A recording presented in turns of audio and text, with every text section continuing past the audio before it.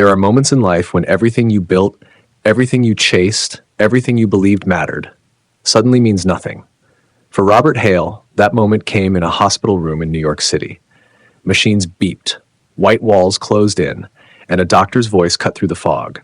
"You survived," said Dr. Henry Whitmore quietly, "but your heart can't survive your lifestyle. 2 months of rest, no work, no stress, or next time, there may not be a next time."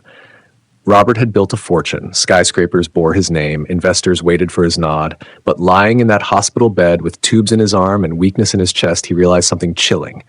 He had built everything except a life. The house he abandoned. So he drove north to the farmhouse in rural Vermont. The house he bought years ago when his wife was still alive. The house they once planned to fill with children's laughter. After she died from cancer 5 years ago, he never returned. Grief became work. Work became obsession. Obsession became survival. When his car rolled up the gravel driveway, he expected decay. Instead, the gate was painted blue. He had never painted it blue. The grass was trimmed. Flowers lined the walkway. The porch had been repaired, and then laughter. Children's laughter. His pulse quickened. He pushed the door open, and everything changed. The intruders. A little girl froze mid-run, clutching a doll. A baby crawled across a rug that didn't belong to him, and on his couch sat a young woman with tired eyes and protective hands. "Who are you?" Robert demanded. Her name was Rose. Her husband had died in a construction accident a year earlier. A falling beam. Instant. Rent fell behind. Jobs disappeared. Eviction followed. The farmhouse had looked abandoned. She never meant harm. "I was desperate," she whispered. Robert's jaw tightened. "You can't just take someone's home."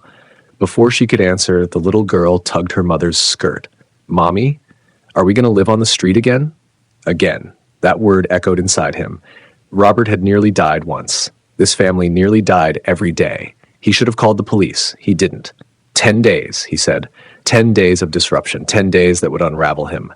The house smelled like fresh bread instead of dust. The backyard, once lifeless soil, now bloomed with tomatoes and lettuce. Rose woke before sunrise to cook. She cleaned without complaint. She gardened like she was planting hope itself. And the children? Mary drew him with an enormous angry face. "Do I look that mad?" he asked. She nodded, and he felt something crack. He had been angry for years. Angry at God for taking his wife. Angry at fate. Angry at himself. He built walls made of money. But money does not laugh at dinner. Money does not pray before bed. Money does not whisper, "It's going to be okay." The night of numbers. One night he found Rose at the kitchen table long after midnight. Bills surrounded her like enemies closing in. Numbers didn't add up. Her voice was steady, but her hands trembled. "I'll find something," she said. "We'll leave quietly." After she went to bed, Robert stood alone in the dim kitchen. For the first time in 5 years, he prayed. Not a polished prayer, not a powerful one, just a broken whisper. "God, what are you doing?" And in the silence he felt it, not judgment, not accusation, invitation. On the 9th morning, Rose slipped on water in the bathroom. Her cry shattered the house. Robert ran. She lay on the floor, clutching her ankle, trying not to cry in front of her children. For the next 12 hours, Robert lived what she lived daily. Burned rice, screaming baby, spilled juice, a cat that refused cooperation. By noon, he collapsed on the couch, exhausted. "How do you do this every day?" he asked. Rose smiled faintly. "With love." That word pierced deeper than his heart attack ever had. Love, unpaid, unseen, uncelebrated, but relentless. Later that week, Dr. Henry visited. He checked Robert's pulse, blood pressure, lungs. "You're improving," he said, "but not because of rest."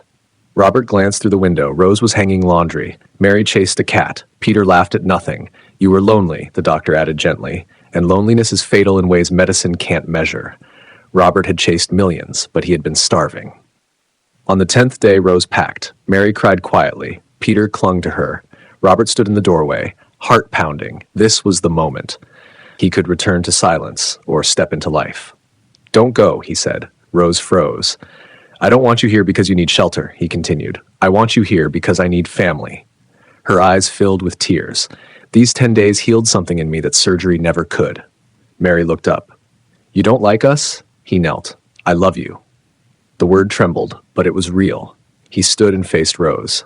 "I lost my wife, and I thought loving again would betray her memory, but I realize now, love doesn't replace, it expands."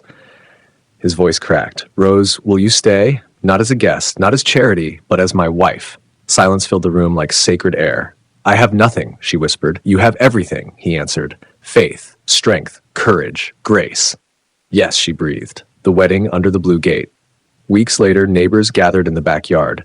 No grand ballroom, no luxury, just simple chairs and wildflowers. The blue gate stood behind them like a witness. Mary scattered petals with serious concentration. Peter toddled proudly. Robert watched Rose walk toward him, sunlight catching in her hair, and this time his heart didn't ache. It beat strong.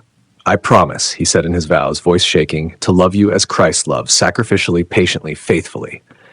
When he kissed her, something holy settled over that land. The house was no longer empty. It was alive.